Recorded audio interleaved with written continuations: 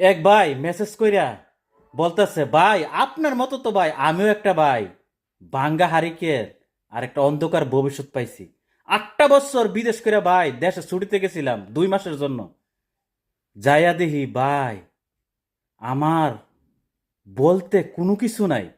মা বাপরা যখন জিজ্ঞেস করলাম যে 8টা বছর যে তোমাদেরকে অন্ধের মতো বিশ্বাস করিয়া টাকা পয়সা দিলাম এগুলা কোথায়, মা বাপ বলতেছে তুমি কিসের টাকা পয়সা দিছো আমরা, যা দিছো তা তো আমরা খাইয়া মাইয়া সব শেষ, তাহলে এখন আমার ভবিষ্যৎটা কি?